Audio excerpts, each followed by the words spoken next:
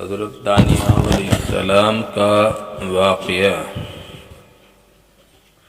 حضرت دانیال علیہ السلام ایک دن جنگل میں چلے جاتے تھے۔ آپ کو ایک گنبد نظر آیا اور آواز آئی کہ دانیال علیہ السلام ادھر آؤ۔ حضرت دانیال اس گنبد کے پاس گئے۔ معلوم ہوا کہ کسی مقبرے کا گنبد ہے۔ جب آپ مقبرے کے اندر تشریف لے گئے تب دیکھا کہ بڑی عمدہ عمارت ہے۔ بیچ عمارت میں ایک تخت عالیشان بچھا ہوا ہے، اس پر ایک بڑی لاش پڑی ہے۔ پھر آواز آئی کہ دانیال تخت کے اوپر آؤ۔ حضرت دانیال علیہ السلام اوپر تشریف لے گئے تو ایک لمبی چوڑی تلوار مردہ کے پہلو میں رکھی ہوئی نظر آئی، جس پر یہ عبارت لکھی ہوئی تھی کہ میں قوم عاد سے ایک بادشاہ ہوں۔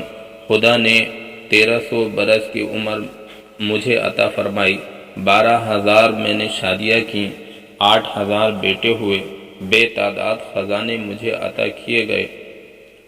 اس قدر نعمتیں لے کر بھی میرے نفس نے خدا کا شکر نہ کیا، بلکہ الٹا کفر کرنا شروع کیا اور خدائی دعویٰ کرنے لگا۔ خدا نے ایک پیغمبر کو میری ہدایت کے لیے بھیجا، ہر چند انہوں نے مجھے سمجھایا مگر میں نے کچھ نہ سنا۔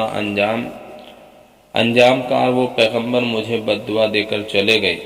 حق تعالیٰ نے مجھ پر اور میرے ملک پر قحط مسلط کیا۔ جب میرے ملک میں کچھ پیدا نہ ہوا تب میں نے دوسرے ملکوں میں حکم بھیجا کہ ہر ایک قسم کا غلہ اور میوے میرے ملک میں بھیجا جائے۔ بموجب میرے حکم کے ہر ایک قسم کا غلہ میرے ملک میں آنے لگا۔ جس وقت وہ میوہ یا غلہ میرے شہر کی سرحد میں داخل ہوتا فوراً مٹھی بجاتا اور وہ ساری محنت بیکار جاتی اور کوئی دانہ مجھے نصیب نہ ہوتا۔ اسی طرح 7 دن گزر گئے۔ میرے قلعے سے سارے حالی موالی، بیویاں، بچے سب بھاگ گئے۔ میں تنہا قلعے میں رہ گیا، سوائے فاقے کے میرے کوئی اور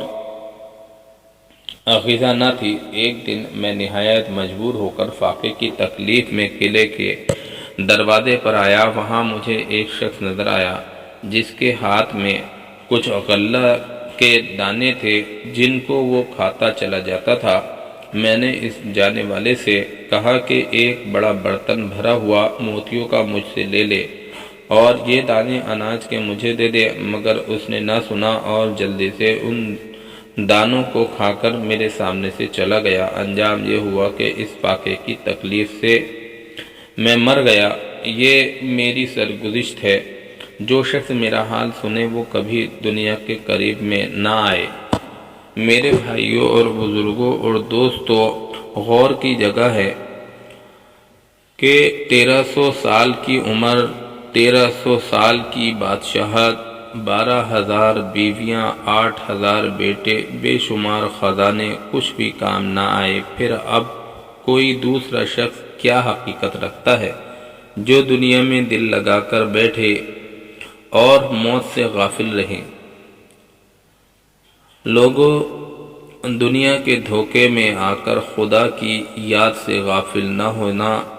موت کسی کو نہ چھوڑے گی، امیر ہو یا فقیر، بادشاہ ہو یا غریب، فاسق ہو یا فاجر۔ اللہم لک الحمد۔